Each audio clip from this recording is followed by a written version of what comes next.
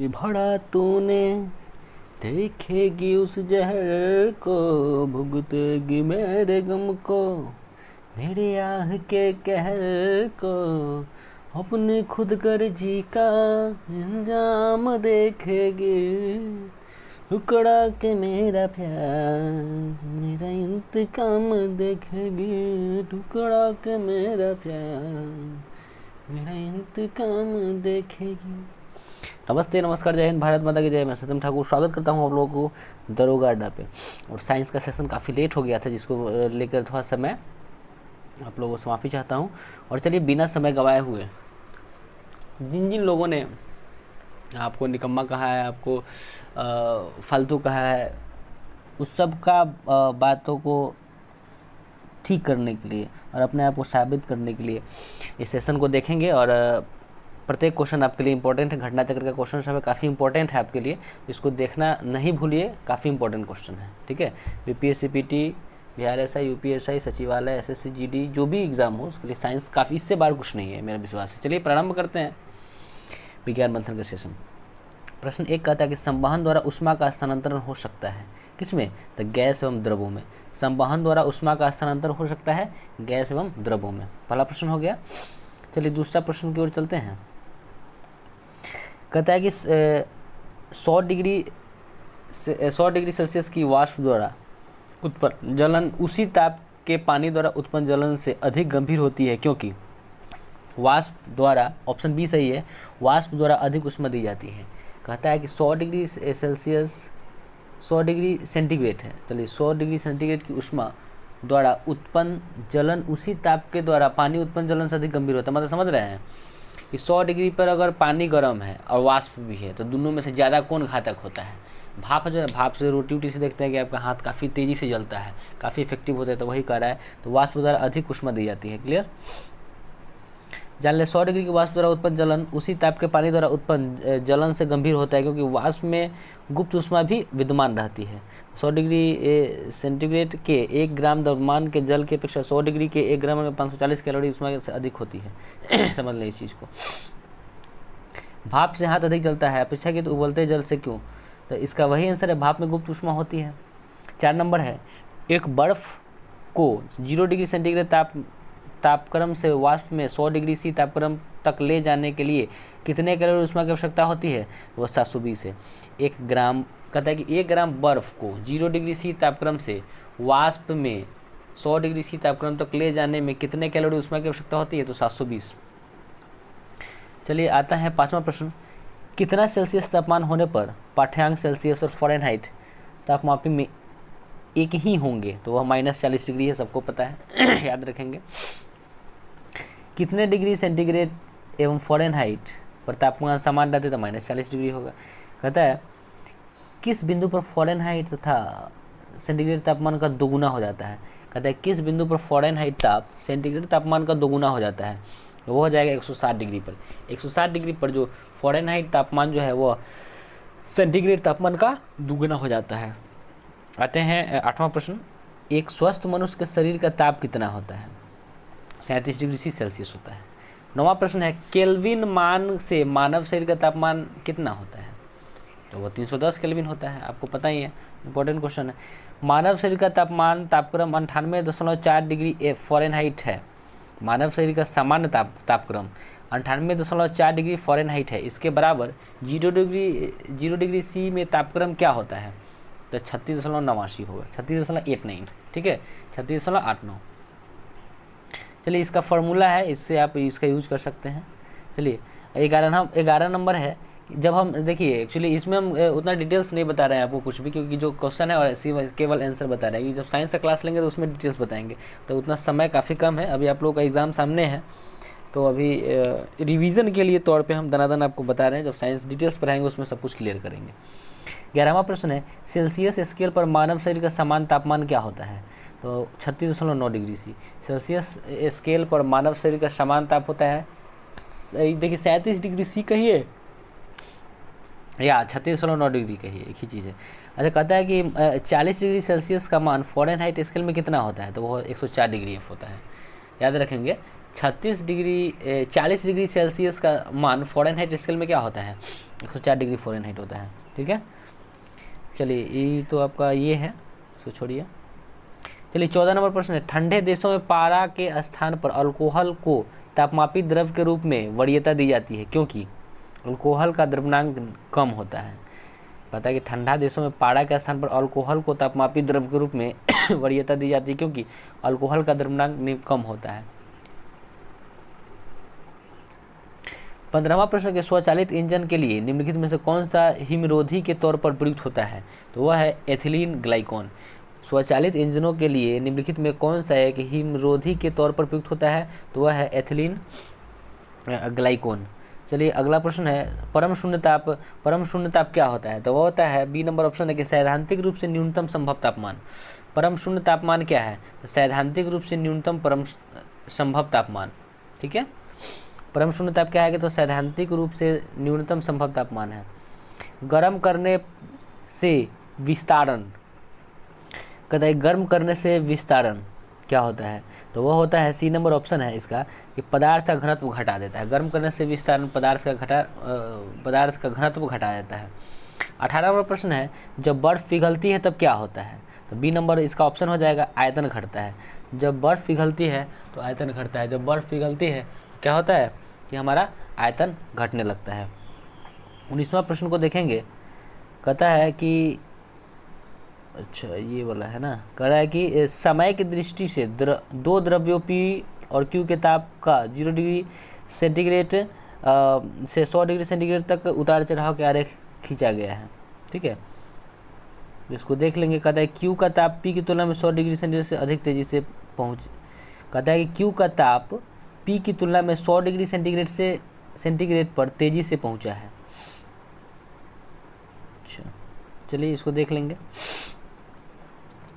सही बात है, क्योंकि देखिए वही बात है, कहता है Q का ताप P की तुलना में, देखिए Q जो है वो Q का ताप P की तुलना में बिल्कुल क्या है कि ज़्यादा है, फिर भी वहाँ पे सबसे पहले पहुँचा है, इसको याद रखेंगे।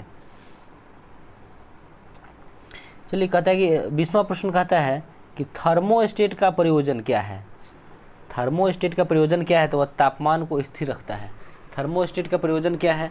तो वह तापमान को स्थिर रखता है। थर्मोस्टेट का प्रयोजन क्या है? तो वह तापमान को स्थिर रखता है, याद रखेंगे। 21वां है कि थर्मोस्टेट संबंधित है तो ताप से संबंधित है, पता है आपको।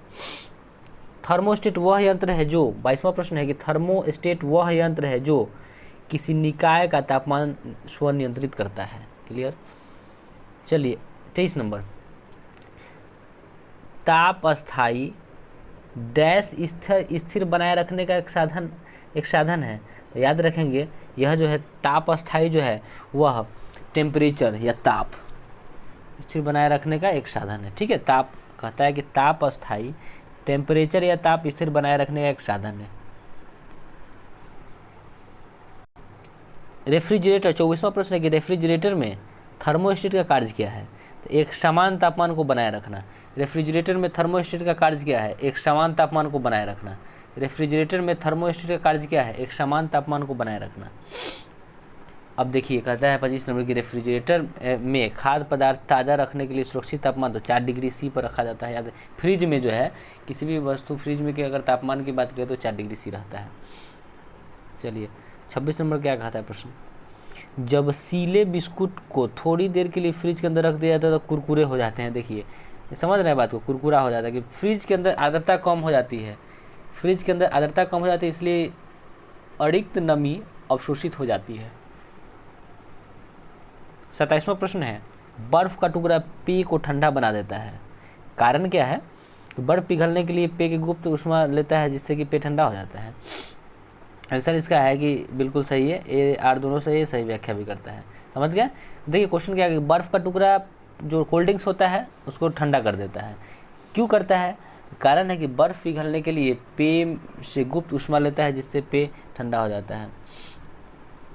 अगला प्रश्न है, बड़े शीतगृह संयंत्र प्रतिशक के रूप में अमोनिया का उपयोग करते हैं। बड़े शीतगृह संयंत्र प्रतिशक के रूप में अमोनिया का उपयोग करते हैं, जबकि घरेलू प्रतिशत फ्लोरोकार्बन क्लोरोफ्लोरोकार्बन, अच्छा क्लोरोफ्लोरोकार्बन का उपयोग करके करते हैं। कारण बता रहा है कि अमोनिया को कम दाब एवं परिवेश ताप में द्रवित किया जा सकता है। सुनिए फिर से क्या कहता है कि बड़ा जो शीतगृह संयंत्र प्रतिशत जो होता है रेफ्रिजरेटर, ये तो बड़े शीतगृह, अरे वो समझ शीतगृह मैंने समझ रहे हैं क्या, अरे जिसमें आलू उलू नहीं रखाता है, क्या बोलते हैं उसको, कोल्ड स्टोर। तो बड़े जो कोल्ड स्टोर होते हैं उसके रूप में अमोनिया का उपयोग करते हैं, जबकि घरेलू प्रतिशत के क्लोरोफ्लोरोकार्बन का उपयोग करते हैं। अमोनिया को कारण कह रहा है कि अमोनिया को कम दाब एवं परिवेश ताप पर द्रवित किया जा सकता है। देखिए क्या है इसका आंसर, ये सही यार गलती है, चलिए छोड़िए। 29 नंबर प्रश्न को देखिए क्या कहता है, यदि फ्रीजर पर बर्फ इकट्ठी होती है तो रेफ्रिजरेटर में शीतलन बुरी तरह प्रभावित हो जाता है। यदि फ्रीजर पर बर्फ इकट्ठी होती है तो रेफ्रिजरेटर में शीतलन बुरी तरह प्रभावित हो जाता है। बर्फ एक दुर्बल चालक है। आंसर कहता है कि बिल्कुल सही है, दोनों सही है। देखिए क्या कहता है 30वां प्रश्न, कृष्ण छिद्र एक ऐसा खगोलीय अस्तित्व है जिसे दूरबीन से नहीं देखा जा सकता है। कथन हो गया, कारण कहता है कृष्ण छिद्र पर गुरुत्वीय क्षेत्र इतना प्रबल होता है कि यह प्रकाश को भी बच निकलने नहीं देता है। अच्छा ऐसा बात है, तो इसका आंसर हो जाएगा दोनों सही है और स्पष्टीकरण भी ठीक है।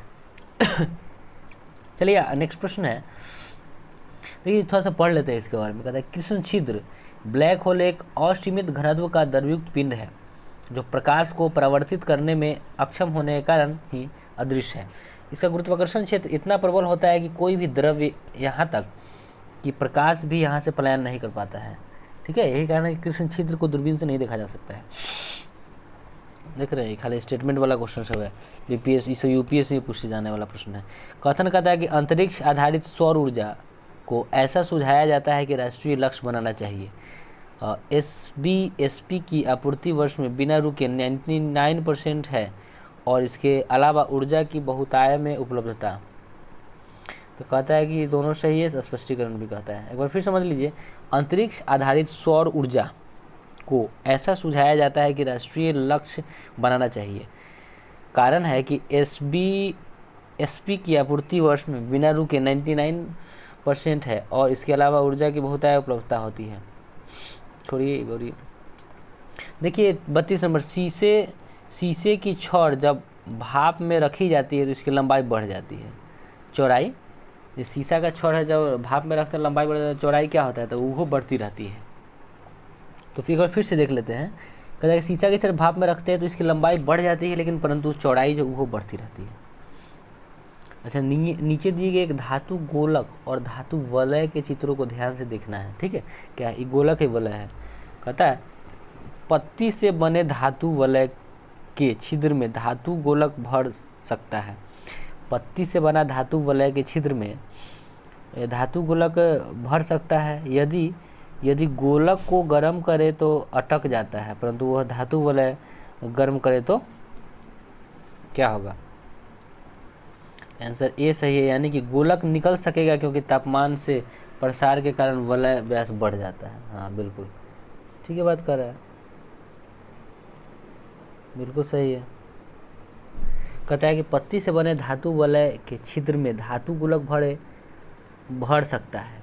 यदि गोलक को गर्म करे तो वो अटक जाता है, परंतु गोलक को गर्म करे तो अटक जाएगा, लेकिन वलय को गर्म करेंगे तो क्या होगा, वो निकल जाएगा। क्या है कि देखिए गोलक को गर्म करेगा तो सिकुड़ेगा, चाहे थोड़ा सा बढ़ेगा, वो अपने आप वो फेंक देगा उसको। चलिए 34 नंबर, दो धातु AB की पट्टी एक साथ मजबूती से जुड़ी हुई है जैसा कि चित्रों में दिखाया गया है। ठीक है, दो चित्र है, गर्म करने पर AB से अधिक फैलती है। ठीक है, यदि इससे जुड़ी हुई पट्टी को गर्म किया जाए तो कैसा हो जाएगा। अच्छा, इससे जो ठीक गर्म अगर इसको करते हैं तो ये हो जाएगा, देख लीजिए ये ऐसा का B जैसा हो जाएगा। ठीक है, इसको याद रखेंगे, खाली स्टेटमेंट है इसमें। चलिए 35 नंबर प्रश्न है कि तांबा के एक टुकड़े को तथा कांच के एक टुकड़े को एक ही तापमान पर गर्म किया जाता है, उसके बाद स्पर्श करने पर तांबा का टुकड़ा कांच के टुकड़े की अपेक्षा अधिक गर्म लगता है। काहे लगता है तो यह जानते हैं हम। एक बार फिर से क्वेश्चन पढ़िए, तांबा के एक टुकड़ा को तथा कांच के एक टुकड़ा को एक ही तापमान पर गर्म किया गया, तांबा का टुकड़ा कांच, दोनों को एक के तापमान पर गर्म किया गया। उसके बाद स्पर्श करने पर तांबा का टुकड़ा कांच के टुकड़ा से अधिक गर्म लगता है। अच्छा ठीक है, तो तांबे का घनत्व कांच के घनत्व से अधिक होता है, इसीलिए क्या? आप जान ले कि बिल्कुल नहीं, ये दोनों सही है लेकिन स्पष्टीकरण इसका वो नहीं करता है। देखिए 36 नंबर क्या कहता है कि ठंड के दिनों में लोहे के गुटके और लकड़ी के गुटके प्रातः काल में छुए तो ठंडा कौन लगता है? तो लोहा वाला लगेगा। ठीक है, क्योंकि लकड़ी से ज़्यादा ऊष्मा सोखने में लोहा माहिर होता है, इसको याद रखेंगे। 37 नंबर है यदि हवा का तापमान बढ़ता है तो उसकी जलवाष्प ग्रहण करने की क्षमता क्या हो जाता है? वो बढ़ेगा। हवा का तापमान बढ़ेगा तो जलवाष्प ग्रहण करने की क्षमता जो है वह भी बढ़ता है, इसको हमेशा याद रखेंगे। 38 नंबर है तेज हवा वाली रात्रि में ओस नहीं बनता है, काहे? वाष्पीकरण की दर तेज होती है इसी के लिए। 39 नंबर है कि निम्न में से कौन सा कथन सही है?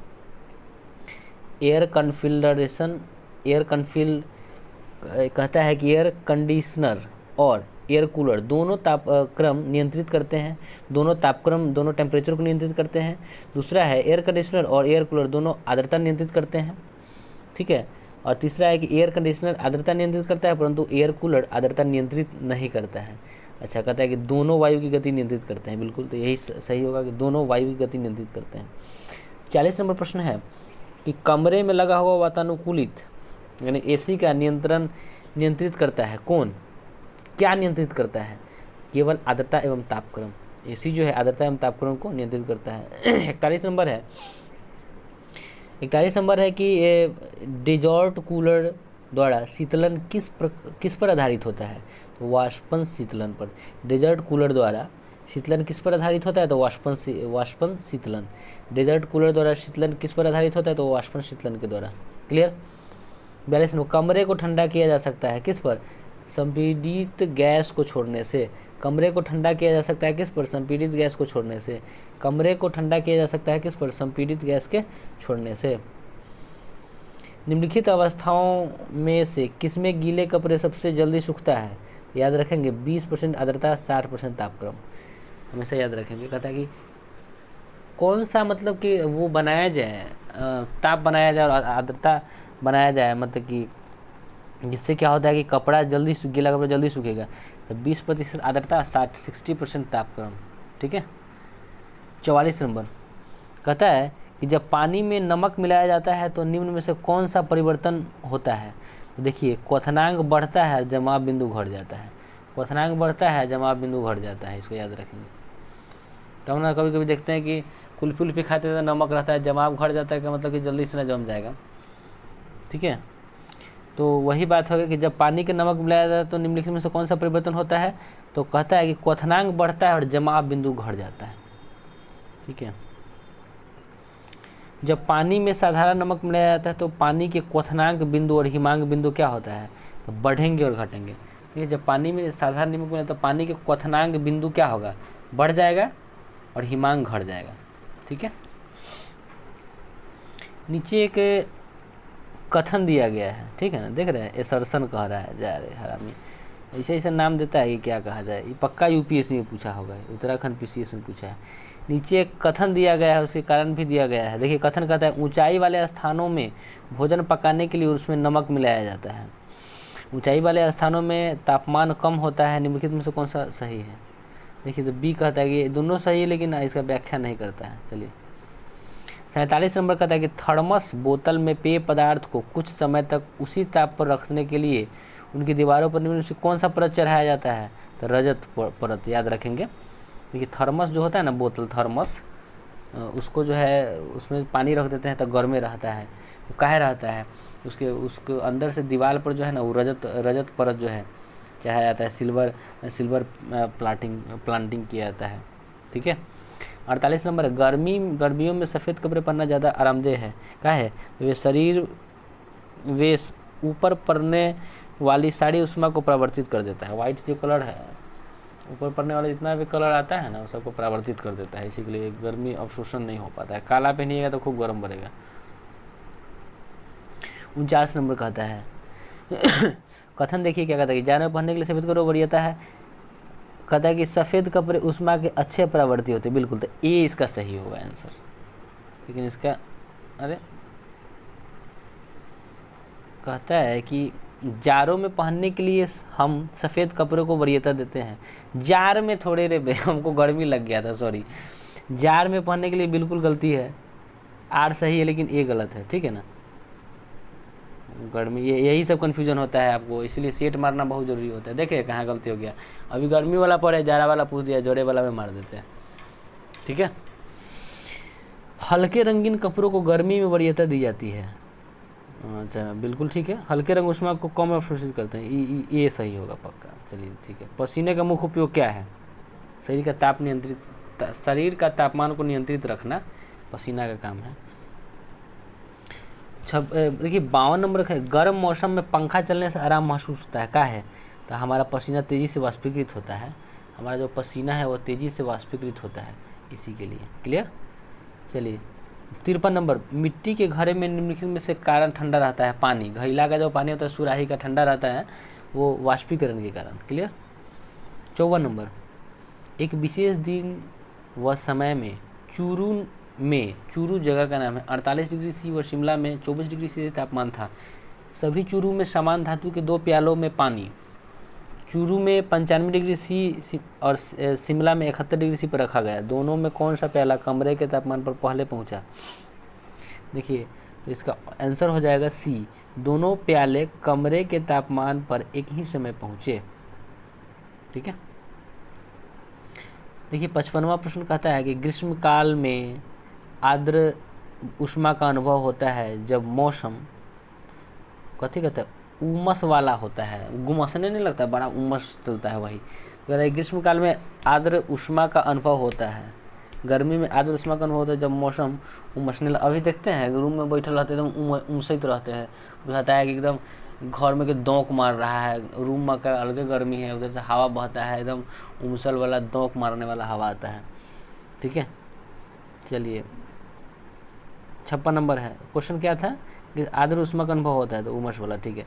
56 नंबर कहता है कि शुष्कता दशा संदर्भित है, वह है निम्न आर्द्रता से। शुष्कता दशा जो है, शुष्कता दशा संदर्भित है तो वह निम्न आर्द्रता से है। 57 नंबर, ऊंचाई बढ़ने के साथ साथ जल का क्वथनांक बिंदु बॉइलिंग पॉइंट घटता है, ऊंचाई के साथ वायुमंडलीय दाब बढ़ता है। बिल्कुल एकदम सही है, लेकिन ये सही है लेकिन आर गलती हो गया। देखिए भैया हो, कहता है कि ऊंचाई बढ़ने के साथ साथ जल का क्वथनांक बढ़ता है लेकिन ऊंचाई के वायुमंडलीय दाब, ये गलत दे दिया है। देखिए क्या है इसका आंसर, थोड़ा सा डिटेल्स जानेंगे। पृथ्वी की सतह से बढ़ती ऊंचाई के अनुपात में वायुमंडलीय दाब घटता है, ठीक है। वायु के घटते दबाव के साथ साथ जल का क्वथनांक घटता है, ठीक है। तो यहाँ पे क्या लिखा हुआ था कि दाब बढ़ता है, नहीं घटता है। चलिए 58 नंबर प्रश्न है, वायुमंडल हमारे ऊपर बहुत अधिक दाब डालता है परंतु हम इस अनुभव नहीं करते हैं, क्योंकि हमारा रक्त वायुमंडल के दबाव से कुछ अधिक दबाव डालता है। हमारा रक्त वायुमंडल के दबाव से कुछ अधिक दबाव डालता है, इसी के लिए देख लिए। चलिए 59 नंबर क्या कहता है कि तापमान में वृद्धि के साथ ग्लिसरीन की श्यानता बढ़ जाती है। अच्छा, तापमान में वृद्धि अणुओं की गतिज ऊर्जा को बढ़ा देती है, इसका आंसर हो जाएगा डी, ये सही यार गलती है। देखिए तापमान में वृद्धि के साथ ग्लिसरीन की श्यानता बढ़ जाती है, तापमान में वृद्धि अणुओं की गतिज ऊर्जा को बढ़ा देती है, गलती है। देखिए ये सही है, क्या ये कह रहा है कि तापमान में वृद्धि के साथ ग्लिसरीन की श्यानता बढ़ जाती है।